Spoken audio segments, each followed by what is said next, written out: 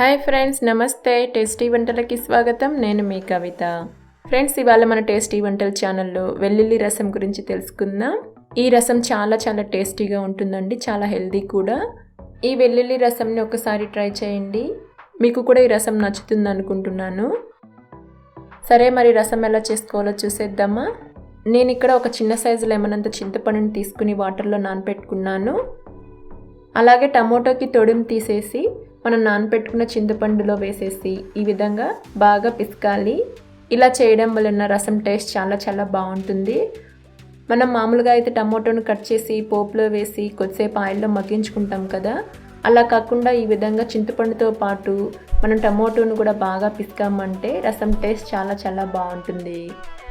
చూడండి, ఈ విధంగా చింతపండుని టమోటోని బాగా పిసుకున్న తర్వాత పిప్పి ఏదైతే ఉందో దాన్ని పక్కకు తీసేస్తున్నాను. మీకు కావాలంటే దాంతో పాటు కూడా రసం పెట్టుకోవచ్చు అండి. పిల్లలు తినరు కాబట్టి నేను ఇలా పిప్పిని పక్కకు తీసేసి ఓన్లీ వాటర్ని ఉంచుకుంటున్నాను. చింతపండు టమోటో నీళ్ళు రెడీ అయిపోయాయి కాబట్టి ఇప్పుడు పక్కన పెట్టేసి స్టవ్ మీద ప్యాన్ ఉంచి 1 స్పూన్ కందిపప్పు, 1/2 స్పూన్ ధనియాలు, 1/2 స్పూన్ మిరియాలు, 1/2 స్పూన్ జీలకర్ర, 3 ఎండుమిర్చి వేసి లో ఫ్లేమ్లో కలుపుకుంటూ కొంచెం దూరగా వచ్చే వరకు వేయించుకోవాలి. ఇవి మరీ ఎక్కువసేపు ఏం వేగాల్సిన అవసరం లేదండి, పచ్చివాసన పోయి కొంచెం రంగు మారితే సరిపోతుంది. చూడండి, ఇవన్నీ కొంచెం దూరగా వేగాయి కదా. ఇప్పుడు స్టవ్ ఆఫ్ చేసి వీటిని పక్కకు తీసి చల్లారి పెట్టుకుందాం. చల్లారిన తర్వాత వాటిని అన్నిటినీ మిక్సీ జార్లో వేసుకుందాం. అలాగే 10 లేదా 12 వెల్లుల్లి రెబ్బలు, ఇంకా కరివేపాకు కూడా వేసుకోవాలి. చూడండి, ఈ సైజు వెల్లుల్లిని నేను 10 తీసుకున్నాను. ఈ వెల్లుల్లి రసంకి మనం మిక్సీ పట్టుకునేటప్పుడే ఎక్కువ వెల్లుల్లి వేసుకున్నామంటే ఫ్లేవర్ మంచిగా తెలుస్తూ రసం టేస్ట్ చాలా బాగుంటుంది. పోపులో తక్కువ వేసుకుంటే సరిపోతుంది. అలా మిక్సీ మూత ఓపెన్ చేయగానే కమ్మటి వాసన వస్తుందండి. పొడి కూడా రెడీ అయిపోయింది కదా. ఇప్పుడు రసం ఎలా చేసుకోవాలో చూద్దాం. పాత్రలో 2 స్పూన్ ఆయిల్ వేసి వేడి చేసి 1/2 స్పూన్ ఆవాలు, 1/2 స్పూన్ జీలకర్ర వేసి చిటపటానిన తర్వాత ఒక 3 వెల్లుల్లిని కచ్చాపచ్చాగా దంచి వేసుకున్నాను. అలాగే కొద్దిగా ఇంగువ, కరివేపాకు వేసి కొంచెం సేపు వేయించుకుందాం.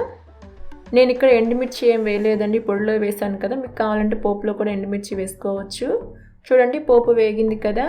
ఇప్పుడు మనం ముందుగా మిక్సీ పట్టుకున్న రసం పౌడర్ని వేసుకుందాం. ఈ పొడి వేసుకున్న తర్వాత ఒకసారి కలుపుకుందాం. దీనిని ఏం వేయించుకోవాల్సిన అవసరం లేదండి, ఎందుకంటే మనం ఆల్రెడీ వేయించి పౌడర్ చేసుకున్నాం కాబట్టి. చూడండి, ఇదంతా బాగా కలిసింది కదా. ఇప్పుడు మనం ముందుగా చింతపండు టమోటా ఏదైతే మనం పిసుకామో ఆ వాటర్ని వేసేసుకుందాం. అలాగే పులుపుకు సరిపడా వాటర్ కూడా వేసుకుందాం. ఇంకా 1/2 స్పూన్ పసుపు, రుచికి సరిపడా ఉప్పు వేసి అంతా కలిసేలా కలుపుకోవాలి. దీన్ని మనం అంతా కలిసేలా కలుపుకున్న తర్వాత మీడియం ఫ్లేమ్లో ఒక పొంగు వచ్చే వరకు ఉడికించుకోవాలండి. మరీ ఎక్కువ ఉడికించుకున్నాక రసం టేస్ట్ బాగుండదు. ఒక పొంగు వస్తే సరిపోతుంది. చూడండి, పొంగు వచ్చింది కదా. ఇప్పుడు అందులో తరిగిన కొత్తిమీర వేసి అంతా కలిసేలా కలుపుకొని మూత పెట్టి స్టవ్ ఆఫ్ చేసుకోవాలి. అంతే ఫ్రెండ్స్, ఎంతో టేస్టీ వెల్లుల్లి రసం రెడీ అయిపోయింది.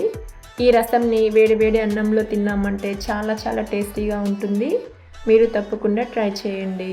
చూసారు కదా ఫ్రెండ్స్, వెల్లుల్లి రసంని ఎంతో టేస్టీగా ఈజీగా ఎలా ప్రిపేర్ చేసుకున్నామో. మీకు ఈ రెసిపీ నచ్చిందా? నచ్చితే లైక్, షేర్, కమెంట్ చేయండి. అలాగే పక్కనే ఉండే బెల్ బటన్ని ఒక్కసారి క్లిక్ చేశారంటే నేను ఎప్పుడు వీడియోస్ పెట్టినా మీకు నోటిఫికేషన్ వస్తుంది. Thank you.